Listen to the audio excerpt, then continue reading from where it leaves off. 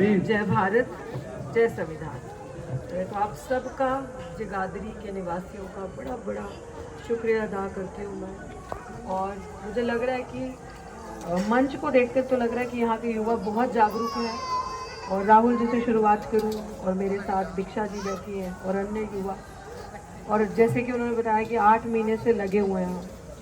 ये कहानी 8 महीने की तो नहीं है।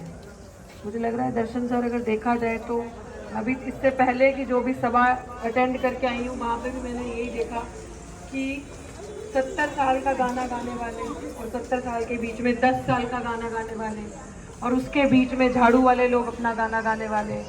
तो मुझे लग रहा है कि अभी तो हर एक के घर में सरकारी नौकरी होगी, हर आपके बच्चे डॉक्टर वगैरह इंजीनियर तो होंगे, कलेक्टर हैं? अभी तक तो है ही नहीं, झूठ बोल रहा, मैं नहीं मानती। होंगे कलेक्टर वलेक्टर आपके बच्चे? अरे रिटायर तो होगा आप कलेक्टर हैं? वो जो मेरी बहनें बैठी सब आप नहीं कोई? क्यों? मैं तो टीवी अखबार जब पढ़ती हूँ, सुनती हूँ, टीवी खासकर, तो वो कहते जी हमने तो 2 करोड़ नौकरी दे दी, रोजगार दे दिए। वो कहते जी हमने तो इतनी सारी सुविधा, इतने स्कूल बड़े बड़े बना दिए। तो आपको नहीं मिले 70 साल में? तो फिर एक बार और वोट दे दो कांग्रेस को, देखते हैं तो 70 साल और दे दो है? इन पीढ़ियों के लिए और दे दो। हमारा तो गला दबा ही दिया हमारे बुजुर्गों ने। हम कहते सुन सुन के थक गए कि भैया कांग्रेस ने 70 साल तक कांग्रेस का राज था, कांग्रेस बड़ी अच्छी थी, बीजेपी से कांग्रेस अच्छी थी। तो फिर कांग्रेस अच्छी थी तो आपका जन्म तो तभी हुआ होगा जब 70 साल में कांग्रेस थी, तो वोट तो दिया होगा, तो अपना गला खुद दबाया होगा, दबाया। तो मैं ये जानना चाहती हूँ आपके बीच में, क्योंकि शायद थोड़ी सी पढ़ी लिखी हूँ और उस लेवल पे बैठी हूँ कि मैं ये जानने आई हूँ अपने समाज से, आपकी बच्ची हूँ मैं ये जानने आई हूँ, ये सवाल जानना चाहती हूँ मैं कि अगर 70 साल का बड़ा बड़ा वादा करने वाले, जिन्होंने आपको 70 साल में आज दिन तक नौकरी नहीं दी, आपकी माए बहनें बेटियां सुबह सुबह खुद का खाली पेट लेकर दूसरों के घर का कूड़ा उठाने, सफाई करने, काम करने जाती है, हमारे बाबा हमारे बुजुर्ग दूसरों के खेतों में मजदूरी करने जाते हैं अभी तक, तो कोई डॉक्टर कलेक्टर इंजीनियर अफसर नहीं बना अगर, तो अगर 70 साल में आपको क्या मिला है? स्वास्थ्य अस्पताल में बीमार होकर जाते तो मिल जाती है, हर एक आराम से फैसिलिटी मिल जाती है, सब चीजें इलाज हो जाता है।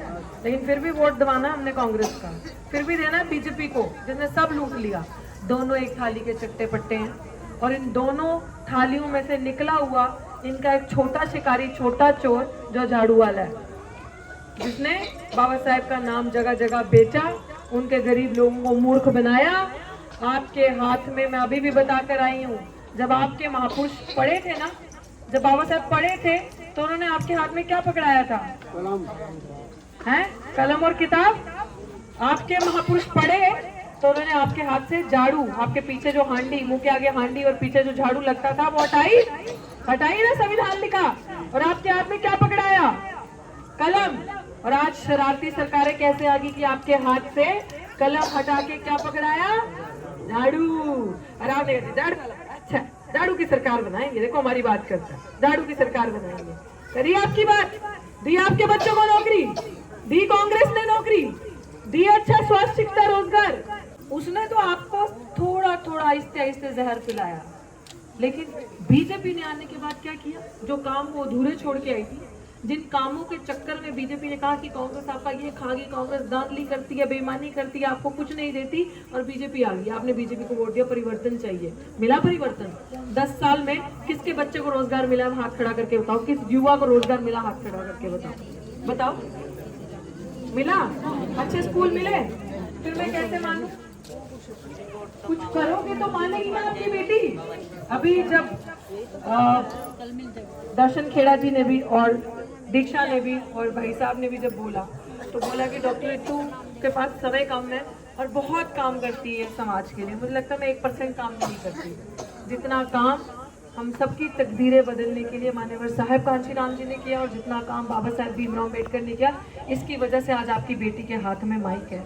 तो आप नहीं चाहते कि आपके बच्चे ये जो छोटे छोटे बैठे हैं, आप नहीं चाहते कि आपकी बेटियां जो हैं वो सुरक्षा सर उठा के आराम से बाहर जाएं, डर के ना जाएं, आपको बेफिक्र हो आपकी, हाँ हमारी अपनी सरकार है, मेरी बेटी सुरक्षित है बीजेपी के दौर में आपकी बेटी सुरक्षित है? थी कांग्रेस के दौर में आपकी बेटी, आप निकलने देते थे रात के 6-7 बजे के बाद अपनी बेटी को बाहर? नहीं ना। तो फिर क्यों? आपने देखा कि जब बहन जी की सरकार जब बनी उत्तर प्रदेश में, जितनी बार 4 बार मुख्यमंत्री वो बनी, उन्होंने हर एक को सुरक्षा दी बेटी को। बेटी के लिए हर वो काम किया जो करना चाहिए था। पढ़ाई लिखाई के लिए प्राइवेट सेक्टर में आपके बच्चों को रिजर्वेशन दी कि आपके बच्चों की जहाँ शिक्षा महंगी है वहाँ पे भी आपके बच्चे जाके फ्री में पढ़ के आए। ये बहन कुमारी मायावती जी ने किया। बुजुर्गों का ख्याल रखा, हर एक काम किया कि आप सुरक्षा से जियो। वो काम करती रही, आपके बच्चों के पास रोजगार हो, शिक्षा हो अच्छी। फिर आप क्या करते हो? मुझे तो समझ नहीं आता। मैं भाषण नहीं देने, मैं अपना दर्द बांटने आई हूँ। आप जब कांग्रेस का बटन दबाते हो, आप जब इसका बटन दबाते हो कमल का, आप जब हाथ का, कमल का और झाड़ू का बटन दबाते हो, तो पता आप क्या करके आते हो? आप क्या करके आते हो? अपने बच्चे के लिए एक जहर की शीशी खरीद के लेकर आते हो। उसके भविष्य का गला घोट के आते हो कि अब मैं तेरे लिए जहर ले आई हूँ, ले तू आहिस्ते आहिस्ते पी और मर। ये हो रहा है। बाबा साहब ने अपने 4 बच्चे खोए, हमें तब भी शर्म नहीं आई, हम तब भी नहीं जागे, हमने तब भी उनका साथ नहीं दिया। लेकिन अपने पेट से निकाली औलाद का साथ तो हम देंगे ना, आप दोगे ना? दबाओगे इनका गला? झूठे वादों करने वाली सरकारों को लेकर आओगे? अगर हम दोबारा ऐसी सरकारों को लेकर आते हैं, दोबारा अपनी पार्टी को नहीं लेकर आते, तो दोबारा हम अपने बच्चों के सपनों का गला घोट रहे हैं और अपने बच्चों का गला घोट रहे हैं। फैसला आपने करना है। वो बड़ी बड़ी गाड़ियों से उतरेंगे, बड़े बड़े अच्छे अच्छे सफेद गोरी गोरी चमड़ी वाले लोग आएंगे, आपको मूर्ख बनाएंगे। आपके बीच का, आपके समाज का दलाल, आप ही के जैसा दिखने वाला, आप ही की समाज का, दलित समाज का, बहुजन समाज का आएगा और बोलेगा जी झाड़ू को वोट देना, बड़ा अच्छा कर रहे हैं। बोलेगा जी कांग्रेस को वोट देना, देखो बीजेपी से अच्छी तो कांग्रेस थी। उसकी जेब में पैसा आता है, उसको दारू की बोतल मिलती है।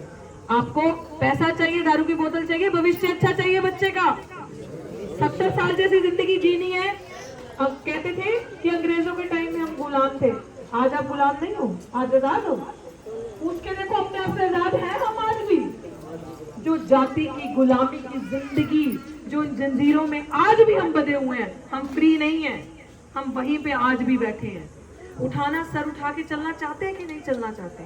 जब आपका परिवार का बाप या माँ मजबूत होते हैं ना, तो आपके दरवाजे पे कोई झांक के नहीं देखता, पता है कि ये मजबूत घर से है।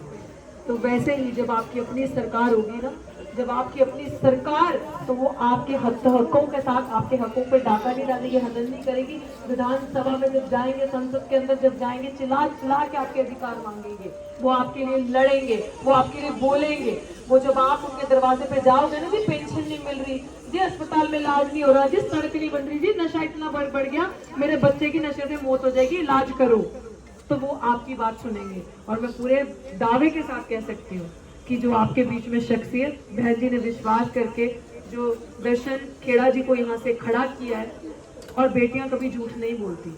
आपको लगता है ना कि आज माएँ, जो उस टाइम पे कल्चर था कि बेटा होना चाहिए, आज हर माँ कहती है कि मेरे घर बेटी जरूर हो।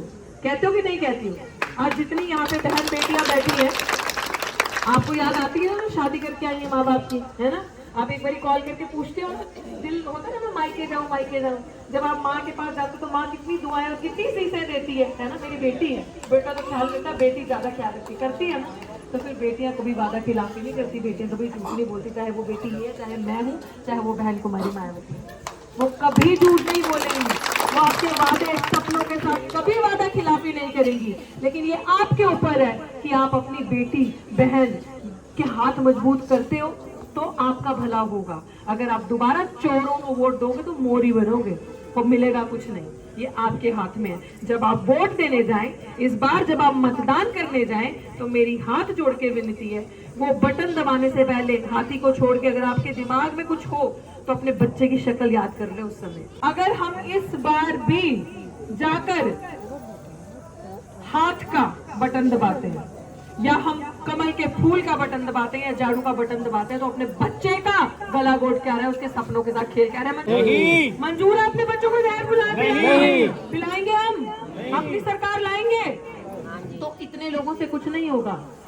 डॉक्टर तू हर जगह नहीं जा सकती। आपकी बेटी ने एक लड़ाई लड़ी, अपने समाज का सर झुकने नहीं दिया मनुवादियों को।